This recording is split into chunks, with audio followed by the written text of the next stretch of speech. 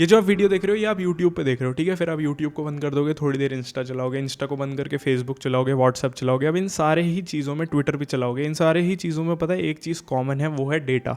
अब डेटा बहुत ज़्यादा इंपॉर्टेंट हो चुका है, बहुत जगह कहा जाता है data is the new oil, और इसी की वजह से एक इंडस्ट्री बहुत ज़्यादा उभर रही है, इंडिया में स्पेशली बहुत ज़्यादा उभरेगी, जिसके बारे में हम स्पेशली इस वीडियो में बात करने वाले हैं, which is data centres. Data centres होते क्या हैं, कितने टाइप्स के होते हैं, ये सब तो हम बहुत ब्रीफ में जानेंगे, लेकिन मेजरली हम ये जानने वाले हैं कि इंडस्ट्री कैसे ग्रो होने वाली है और किन किन कंपनीज़ का इस चीज़ से फ़ायदा होने वाला है, जिससे आप बेटर इन्वेस्टमेंट डिसीजंस ले पाओ और बेटर कुछ चीज़ें नई सीख पाओ। तो वीडियो को शुरू करते हैं बिना किसी देरी के और चलते हैं स्लाइड्स की तरफ।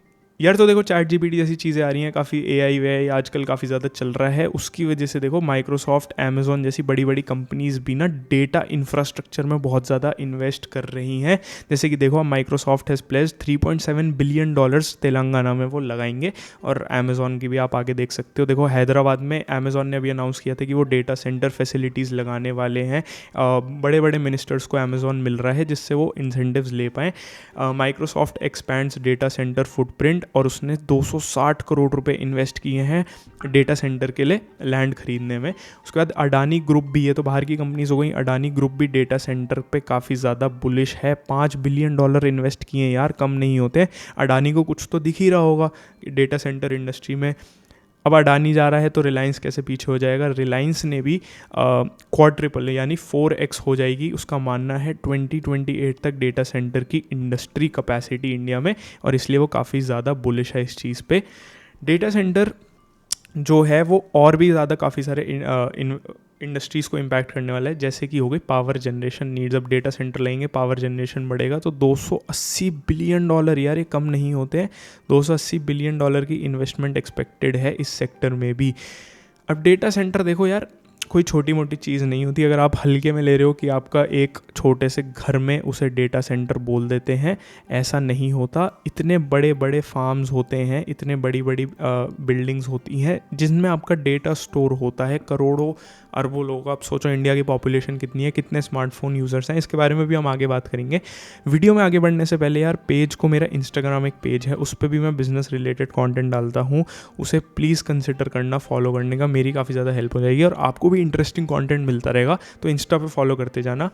अब बढ़ते हैं वीडियो में आगे। देखो ये रिपोर्ट आई थी, India must add 1.7 to 3.7 gigawatt data centres. अब अभी इंडिया की कितनी कैपेसिटी है वो बहुत ज़्यादा कम है, और ये 2028 तक एक्सपेक्टेड है। अभी कितनी कैपेसिटी है वो है सिर्फ 977 मेगावाट। अब ये ज़्यादा नहीं है, उसमें से भाई 258 मेगावाट तो इसी 2023 में ही बढ़ी थी, मतलब 100%। तो ये 5x होने वाली है, बहुत सारे लोग एक्सपेक्ट कर रहे हैं 2028 तक डेटा सेंटर, तो मतलब बहुत अच्छे तरीके से ग्रो होने वाले हैं। अब आगे बात कर लेते हैं थोड़ी इंडिया के डेटा जो भी इंडस्ट्री है उसके बारे में, डेटा कंजम्पशन कैसा है, ठीक है। अगर हम ग्रोथ देखें, ठीक है, परसेंटेज तो बहुत कम लोग यूज़ करते हैं, 32% लोग इंडिया में यूज़ करते हैं डेटा अडॉप्शन जो है, लेकिन ग्रोथ देखो यार 90%। अगर आप और कंट्रीज़ देखो, ऑस्ट्रेलिया 25%, इंडोनेशिया में ग्रोथ है, जापान, चाइना, ये सब धीरे पड़ गए हैं। इंडिया की पर्टिकुलरली बात करो 90% से ग्रो होने वाला है भाई डेटा कंजम्पशन। ये चीज़ देखते रहो। कोविड के बाद आप ग्रोथ देखो कितनी ज़्यादा हुई है, 76% CAGR से ग्रोथ हुई है। इतने इंटरनेट यूज़र्स हैं 653 मिलियन, और 637 एक्टिव मोबाइल यूज़र्स हैं इंडिया में। 0.3 GB का मंथली ये था 2014 में monthly usage of data 13 GB तक पहुंच चुका है। तो देखो आप ये कितना ज़्यादा बढ़ रहा है, मतलब नो ब्रेनर है कि ये बढ़ने ही वाला है आगे आगे। तो ऑफ कोर्स है, अब भाई डेटा सेंटर की इंडस्ट्री बढ़ेगी तो ऐसा नहीं होता हमेशा एक इंडस्ट्री बढ़ती है, उसके वो अपने साथ और लोगों को भी लेके उठता है। तो भाई कोई CCTV बना रहा है, कोई सिक्योरिटी कंट्रोल बना रहा है, जनरेटर बना रहा है, UPS आपने देखा होगा, पावर ग्रिड है, मतलब रैक्स बना रहा है, एयर डिस्ट्रीब्यूशन बना रहा है, कूलिंग सिस्टम बना रहा है, इन सब का कंपनीज़ का फ़ायदा होगा। और इन्हीं कंपनीज़ के बारे में हम आगे देखेंगे कौन कौन सी कंपनीज़ हैं इसी बिज़नेस से रिलेटेड जिनका फ़ायदा हो सकता है। अब आगे थोड़ा सा और देख लेते हैं, बोरिंग नहीं होगी वीडियो भाई, क्योंकि आगे मैं बताने वाला हूँ कंपनीज़ के बारे में थोड़ा सा, लेकिन हमें ये चीज़ जाननी ज़रूरी है कि अभी इंडस्ट्री में क्या चल रहा है। देखो इंडियंस, ये प्रिडिक्टेड है, will consume the most data in the world by 2028, मतलब सबसे ज़्यादा डेटा वो कंज्यूम करने वाले हैं, चाहे हम यूरोप, यूएस, चाइना, इन सब की बात कर लें, उससे भी ज़्यादा। और जो इंडस्ट्री है डेटा एनालिटिक्स की, वो भी कितनी ज़्यादा ग्रो होने वाली है, expected to reach 16 billion by 2025, और अभी 2 बिलियन है यार। कोई चीज़ 2 बिलियन है, वो 8 गुना होने वाली है, मतलब आप सोच सकते हो ना कितना स्कोप है। फैक्ट्स देख लेते हैं, ये है केयर एज की एक रिपोर्ट। वैसे जो भी मैं रिपोर्ट्स अपनी स्लाइड्स में लगाता हूँ उनका लिंक आपको डिस्क्रिप्शन में मिल जाएगा, तो वहाँ से आप वेरीफाई कर सकते हो, और ये सब वेरीफाइड रिसर्चेज ही होती हैं। आगे बढ़ते हैं। देखो चाइना में ना पर मिलियन यूज़र कितना मेगावाट ऑफ डेटा कैपेसिटी है, वो है करीब 4 मेगावाट, और अभी इंडिया कहाँ पर है 1 मेगावाट पे, मतलब 4 गुना तो चाइना हमसे आ गया है। चाइना तो छोड़ो भाई, आप ये यूएस और यूरोप देखो इंटरनेट यूज़र्स 63% यूज़ करते हैं, ये तो चलो फिर भी ये सब चीज़ें ठीक हैं। मोबाइल डेटा मंथली भी ये सब ठीक है। मेगावाट पर मिलियन यूज़र्स देखो, जहाँ इंडिया 1 पर है, चाइना 4 गुना ज़्यादा है, यूरोप 12 गुना ज़्यादा है, यूएस 51 टाइम्स हमसे आगे हैं। 51 टाइम्स मायने करता है कोई चीज़ हमसे आगे होना। डेटा सेंटर की कैपेसिटी देख लो, 877 मेगावाट है, चाइना की 3800। उसके बाद आ जाता है यूरोपियन यूनियन, और यूएस देखो भाई कहाँ पर है, मतलब हम कहीं स्टैंड ही नहीं करते हैं, कितने छोटे हैं हम अभी, और कितना स्कोप है इस इंडस्ट्री में। देखो India generates 20% of global data. 20% data जो पूरा दुनिया में हो रहा है, उसका 20% इंडिया से ही आ रहा है, लेकिन डेटा सेंटर में कैपेसिटी कितनी है, सिर्फ 3%। तो ये आपको ये गैप देखो यार कितना सारा है, मतलब कि एक जगह तो हम 20% डेटा हम इंडियंस वो कर रहे हैं, और दूसरी जगह सिर्फ 3% डेटा सेंटर की कैपेसिटी हमारे पास है, तो ग्रो तो होने वाली है। एक और गैप देख लेते हैं। देखो ग्लोबल अगर हम रेवेन्यू देखें डेटा सेंटर्स का, उसमें से 30% ऑफ ग्लोबल रेवेन्यू यूएस के पास जाता है, 25% जाता है यूरोप के पास, 20% चाइना के पास, बाकी छोटे मोटे जापान आ जाते हैं। इंडिया 7 बिलियन पे है इस समय, मतलब कहाँ तो 95 बिलियन, 79, 80, और अभी इंडिया 7 बिलियन पे, तो स्कोप तो बहुत ज़्यादा है। बाकी अभी बात कर लेते हैं डेटा सेंटर इंडिया में स्पेशली क्यों ग्रो हो सकते हैं। अब उस पॉइंट पे आते हैं कि वाई इंडिया, ठीक है। ये एक बहुत बड़ा पॉइंट है कि भाई डेटा सेंटर्स की तो ग्रोथ कहीं पे भी हो सकती है, इंडिया में ही क्यों। देखो सबसे पहला पॉइंट तो यही था, 20% डेटा इंडिया से आता है। दूसरा, कॉस्ट ऑफ सेटिंग अप क्या है, 45% लोअर है वर्ल्ड एवरेज से। देखो पर मेगावाट कॉस्ट जो आती है इंडिया में डेटा सेंटर की 40 से 45 करोड़ रुपए आती है, और जो नई कैपेसिटीज़ आ रही हैं वो भी 60-70 करोड़ रुपए की। ये कहीं ज़्यादा है, मतलब कहीं अगर आप बाहर लगाओगे तो आपको 100 करोड़ रुपए तो चाहिए पर मेगावाट, जो कि इंडिया में आपका काम हो जाएगा 40 से 45 CR में। तो एक बहुत बड़ा बेनिफिट हो जाता है, एक बहुत बड़ी कॉस्ट सेविंग हो जाती है। अब कॉस्ट देख लेते हैं, कौन कौन सी मेजर कॉस्ट लगती हैं एक डेटा सेंटर को बनाने के लिए। तो देखो 15 से 20% तो लैंड, मतलब इसमें लैंड का बहुत बड़ा रोल होता है। 40 से 45%, 50% ही ले लो इलेक्ट्रिकल सिस्टम्स। उसके बाद आता है जो भी बिल्डिंग फिट आउट्स होते हैं, जो भी कैबिनेट्स होते हैं, वायर्स होती हैं, और फिर मैकेनिकल जो खर्चा आता है। तो मतलब अगर हम इन्हें पूरा ओवरऑल ले लें, इन्हें 4 हिस्से में भी बांट दें, तो इनमें जो कंपनीज़ ऑपरेट करती हैं उनका तो फ़ायदा होने ही होने वाला है अगर डेटा सेंटर की कैपेसिटी बढ़ेगी। तो अब आगे बढ़ लेते हैं। देखो ये टेक्नो इलेक्ट्रिक एंड इंजीनियरिंग है, इस कंपनी के बारे में मैं आगे भी वीडियो में बात करूँगा। टेक्नो इलेक्ट्रिक एंड इंजीनियरिंग, इसके जो डायरेक्टर हैं उन्होंने ही ये कहा है कि देखो इंडिया में 7 सिटीज़ हैं जो मेजर हैं, वही लीड करने वाली है डेटा सेंटर की ग्रोथ को। अभी जो है $4 बिलियन की जो इंडस्ट्री है, वो ग्रोथ 2026 तक ही 2x हो जाएगी, मतलब अगले आने वाले भाई 1.5 साल में ही 2x कैपेसिटी होने वाली है। डेटा सेंटर की क्लासिफिकेशन ये आप देख सकते हो, मैं नहीं एक्सप्लेन कर रहा हूँ, थोड़ा कॉम्प्लिकेटेड नहीं है, थोड़ा बोरिंग हो जाएगा। बस इतना समझ लो कि Tier 1 एकदम बेसिक होता है, Tier 4 एकदम कॉम्प्लेक्स होता है, जिसका सबसे मतलब कम ब्रेकडाउन होता है। 0.8 पर ईयर डेटा सेंटर की अच्छा और बुरी चीज़ ऐसे देखी जाती है कि वो कितने डाउन टाइम है उसका, कितने देर नहीं चल रहा साल में, उससे देखा जाता है। आगे बढ़ते हैं थोड़ा सा। देखो CAGR अगर हम देखें 18 to 19% ये हम एक्सपेक्ट कर रहे हैं कि ये रेवेन्यूज़ बढ़ने वाले हैं इस इंडस्ट्री के।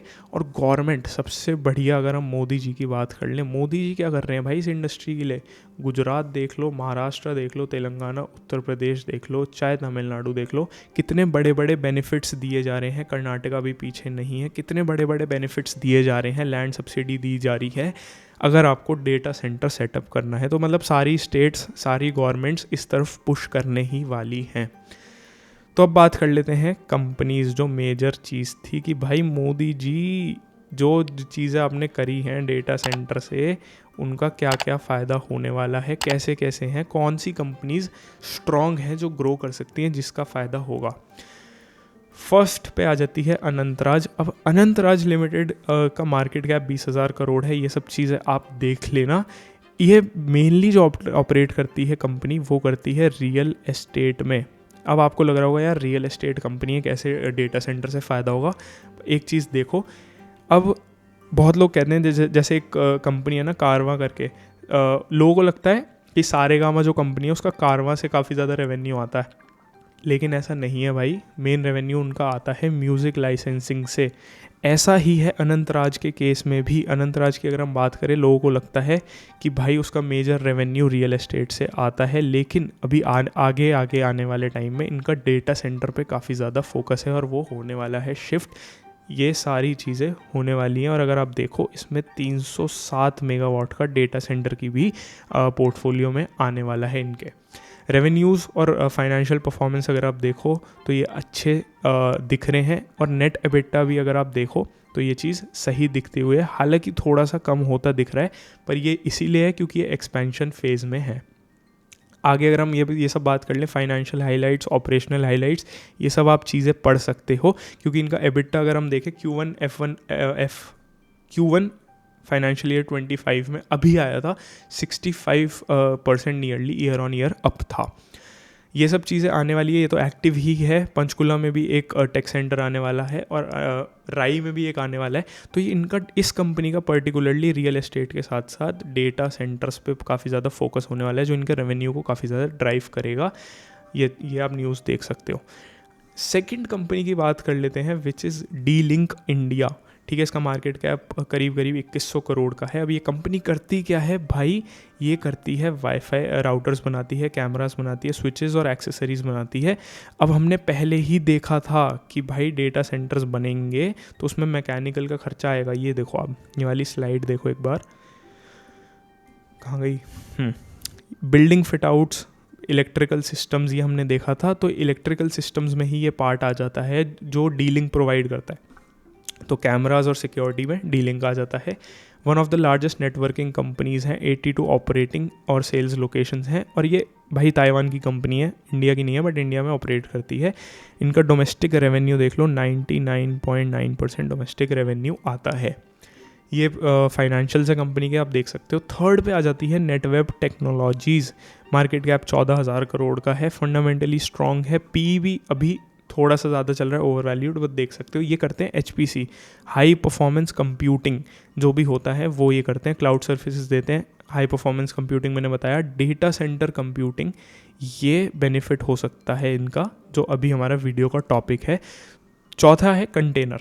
ठीक है, कंटेनर्स भी डेटा सेंटर की उसमें लगते हैं। सर्वेलेंस, बहुत सारे सेक्टर्स में ये ऐसे ऑपरेट करती हैं जो डेटा सेंटर से काफ़ी क्लोजली लिंक्ड हैं।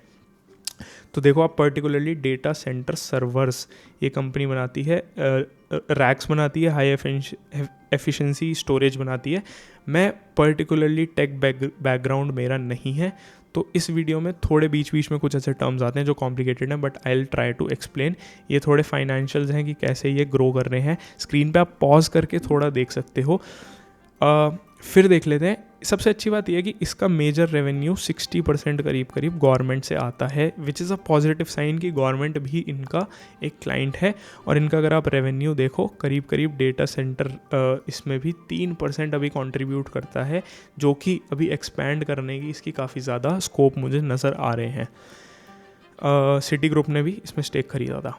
आगे अब बात कर लेते हैं फोर्थ कंपनी की, which is Dynacon systems. Market cap 1900 crore का है, फंडामेंटली काफ़ी ज़्यादा स्ट्रॉन्ग है। अब ये भी डेटा सेंटर मैनेजमेंट, ये ना थोड़े बनाने में काम करती है, मतलब डेटा सेंटर अगर आपको बनवाना है तो ये कंपनी काम करती है। इनके क्लाइंट्स बहुत बड़े बड़े हैं, लेनोवो हो गया, IBM, एप्पल, ओरेकल, मतलब बहुत बड़े बड़े क्लाइंट्स हैं, माइक्रोसॉफ्ट, HP। तो ये कंपनी काफ़ी ज़्यादा स्ट्रॉन्ग है। रेवेन्यू और नेट प्रॉफिट्स की अगर हम ग्रोथ कर लें तो लास्ट ईयर से 25% ग्रोथ हुई है। नेट प्रॉफिट मार्जिन की बात कर लें 15% से इम्प्रूव हुआ है, और रेवेन्यू भी इंक्रीज़ होता हमें दिख रहा है। फिफ्थ कंपनी आती है सेल्जर इलेक्ट्रॉनिक्स, ठीक है, मार्केट कैप 1700 करोड़ का है। इन वैसे सारी कंपनीज़ के जो लिंक्स हैं वो मैंने नीचे दे दिए हैं स्क्रीनर के, नहीं तो आप स्क्रीनर पे डायरेक्टली जाके भी देख सकते हो, ये कोई प्रमोशन नहीं है, मतलब कुछ नहीं है, बट स्क्रीनर मेरे को वेबसाइट एक अच्छी लगती है और मेजरली वही यूज़ करी जाती है। अभी सेल्जर के बारे में बात कर लेते हैं। इंडस्ट्रियल स्विचेस हो गया, इलेक्ट्रिकल प्रोडक्ट्स हो गया, कॉपर वायर्स, EMP बोलते हैं, एनर्जी मैनेजमेंट प्रोडक्ट्स, और स्मार्ट मीटर्स। स्पेसिफिकली अगर हम इन चीज़ों की देखें और कॉपर वायर्स, इन सब चीज़ों का देखें, तो ये डेटा सेंटर से इनका फ़ायदा हो सकता है दो का, जो सेल्जर को बेनिफिट करेगा इनडायरेक्टली।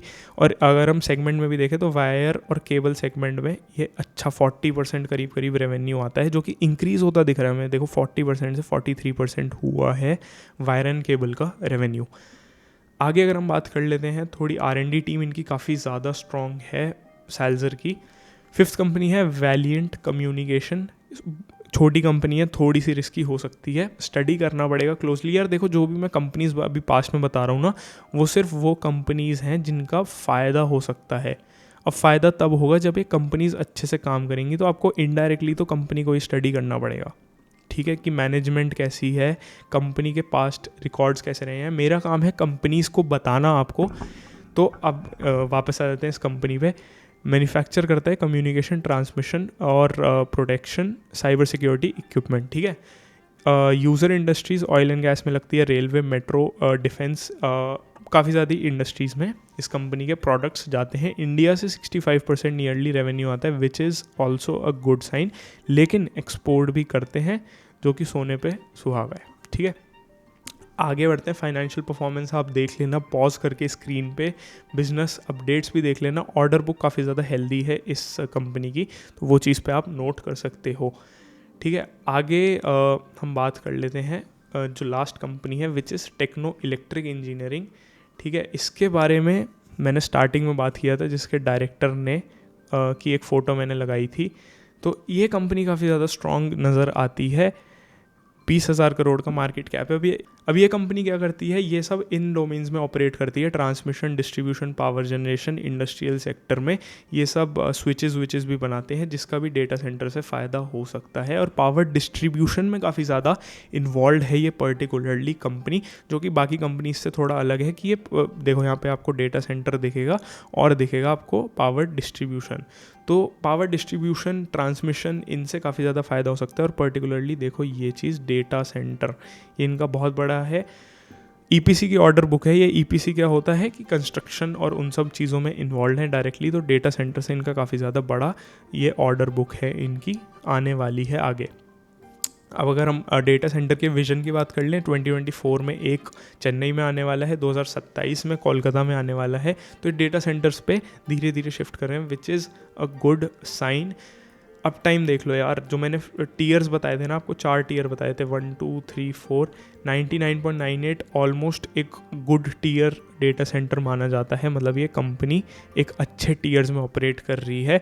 पार्टनर्स भी आप देख सकते हो, हिताची हो गया, उसके बाद जिंदल स्टील हो गया, सीमेंस हो गया, सैमसंग हो गया, तो बड़े बड़े पार्टनर्स हैं। ये आप देख सकते हो।